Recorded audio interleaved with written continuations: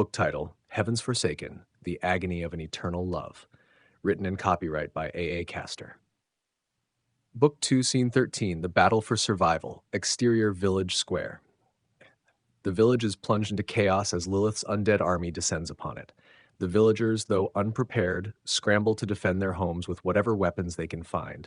Guns, axes, and pitchforks are hastily gathered as they rally to protect their families. Ethan Parker, a rugged, middle-aged farmer with graying hair and a strong build, stands at the forefront. His weathered face is set with determination as he grips his shotgun tightly. Clara Bennett, a young woman with auburn hair tied back and sharp green eyes, stands beside him, her rifle ready. Father Matthias, the village priest, a stern but kind man with a thick beard and piercing blue eyes, holds a holy staff and a silver cross. They're coming. They're coming, everyone, to your positions. The villagers, their faces etched with fear and determination, take their positions around the square. The undead army marches closer, their skeletal forms moving with an eerie precision. The villagers open fire, the sounds of gunshots echoing through the night. Tom Hawkins, a burly blacksmith, swings his massive hammer at the approaching skeletons, his muscles straining with each blow. Beside him, Martha Hayes, an elderly woman and retired soldier, fires her musket with deadly accuracy. A young man barely out of his teens nervously takes aim with his hunting rifle. These things just keep coming. Martha, firing her musket, aim for their heads. It's the only way to slow them down. The undead continue to advance, undeterred by the gunfire. Ethan fires his shotgun, the blast shattering a skeleton's skull, but the undead keep marching. This isn't working. They're not stopping. We have to keep trying. We can't let them take the village. There's too many of them. Raising his staff. Hold your ground. The Lord is with us. The villagers fight valiantly, but the undead are relentless. Their rusted weapons clash with the villagers' modern tools, and despite their efforts, the undead begin to overpower them.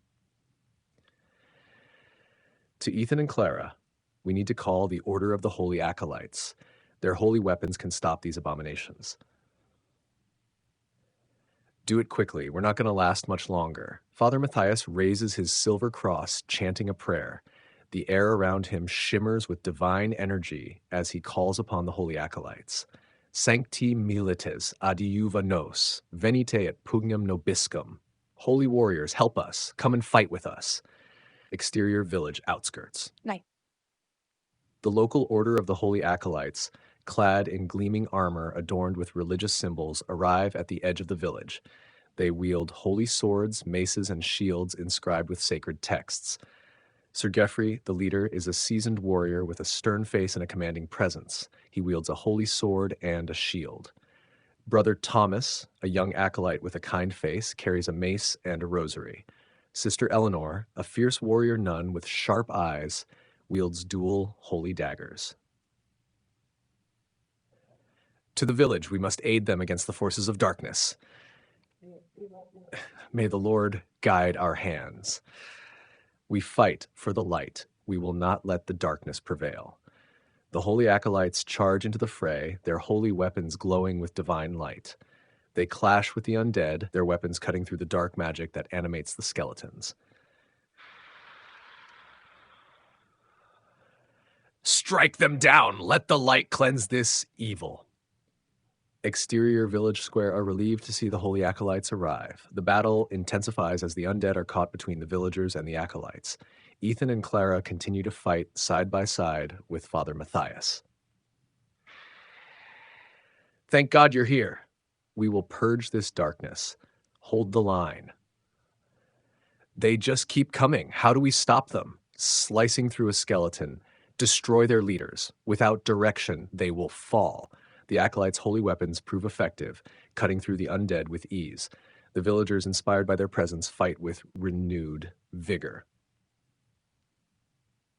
We will need your prayers to strengthen our resolve. Lord, grant us the strength to vanquish this evil. As the battle rages on, the undead begin to falter. Their ranks thin as the villagers and acolytes press their attack. However, the undead leaders, more formidable and resilient, continue to rally their forces. There, The leaders, we must take them down. Let's do this. For the village.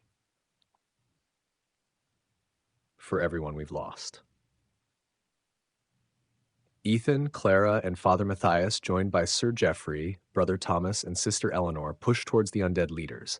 These skeletal commanders are clad in ancient, rusted armor, their eyes burning with a fierce red light. They wield massive, rusted swords and shields. We need to take them out, or they'll keep coming.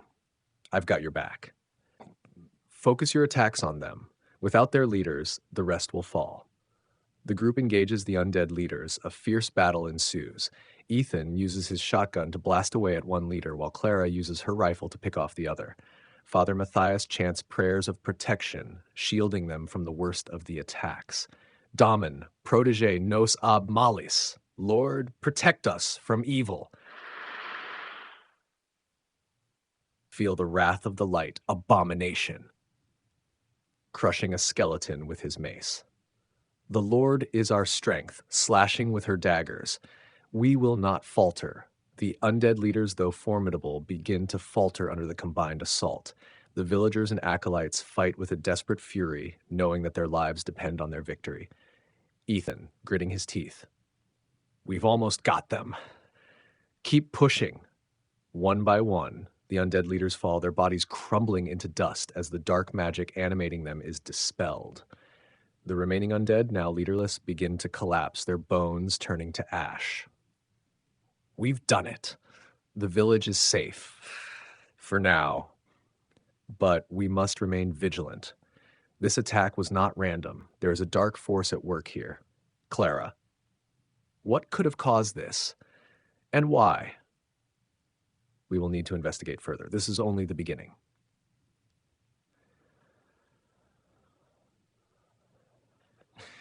We will find the source of this evil and destroy it. Exterior village square. As the dust settles, the villagers gather their wounded and begin to rebuild. The holy acolytes offer their help, tending to the injured and reinforcing the village's defenses. We couldn't have done this without them. But we need to find out who did this and why. We can't let it happen again. Thank you for your help. We will need your guidance in the days to come. We will stay and help. Together, we will uncover the truth and put an end to this darkness. The villagers and acolytes work side by side, their resolve strengthened by their victory. But the threat of Lilith and her dark magic still looms, and they know that the battle is far from over.